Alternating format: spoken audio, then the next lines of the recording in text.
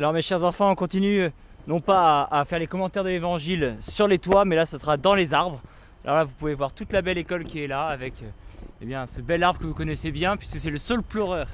Alors nous allons avec le saule pleureur eh bien, prier avec Sainte Marie-Madeleine qui elle aussi se met un peu à pleurer. Nous allons le voir pourquoi. Et puis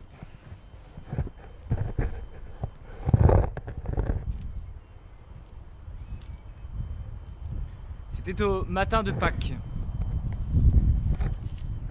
C'était au matin de Pâques, Marie-Madeleine, debout à l'entrée du tombeau, pleurait.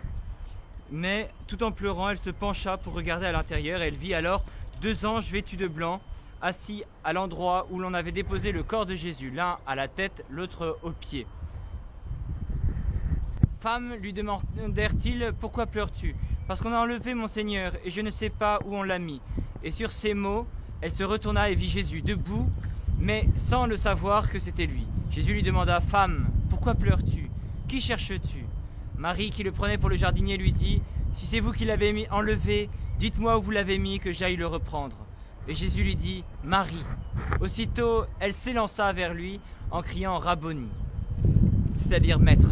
Mes chers enfants, nous avons, je vous l'ai dit, bien la joie de la résurrection, et nous faisons ces commentaires de l'évangile au plus proche du ciel, parce que nous sommes pressés de retrouver Jésus.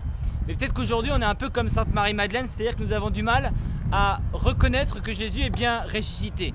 Nous avons vu que Jésus avait mis du temps avant d'apparaître, il va apparaître aux femmes et il apparaît même à Marie-Madeleine.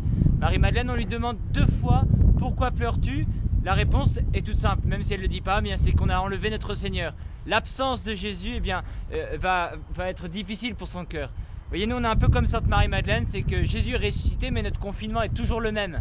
Et donc vous voyez la joie de la résurrection, cette joie, nul ne pourra vous la ravir, eh bien nous avons du mal à le mettre en pratique. À part le chocolat peut-être qui a changé et qui a agrémenté notre café après le déjeuner, eh bien en fait il n'y a pas grand-chose qui a changé avec la fin du carême.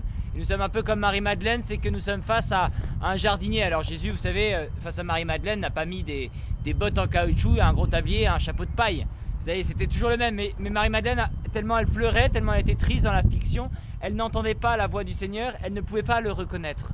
Eh bien nous, on est un peu pareil, c'est que Jésus est ressuscité, nous le savons, mais comme rien n'a changé autour de nous, eh bien même quand il nous parle, eh bien nous avons du mal à le reconnaître. Et il faut attendre une chose importante, c'est que Jésus dise notre prénom. Il connaît votre prénom de chacun d'entre vous, vous le savez bien. Eh bien, il va dire notre prénom et c'est à partir de ce moment-là où nous allons reconnaître avec nos yeux, avec notre voix, eh bien, la présence du Seigneur. Et vous voyez notre Sainte Marie-Madeleine qui passe des larmes, au grand sourire, à cette grande joie. Vous voyez, quand on est très heureux, c'est aussi quand on est capable de pleurer aussi, parce qu'on est capable de concevoir eh bien, que Jésus, son absence, eh bien, ne nous laisse pas indifférents. Alors la joie, mes bien chers enfants, du Christ ressuscité, elle n'est pas du tout évidente, surtout en ce moment. On n'a pas de cloches qui sonnent, on n'a pas de paroisses qui sont là, on ne voit pas nos amis. Eh bien cette joie, elle doit être tout intérieure. Et c'est un vrai défi à avoir pour cette semaine pascale. C'est cette joie que nul ne pourra vous ravir. Eh bien vous allez essayer de l'intérioriser.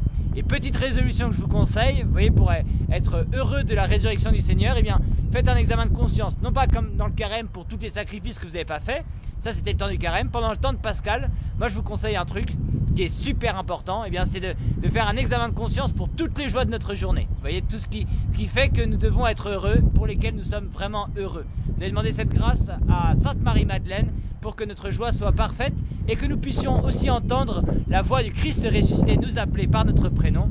Bonnes vacances mes chers enfants, à bientôt et surtout priez pour nous.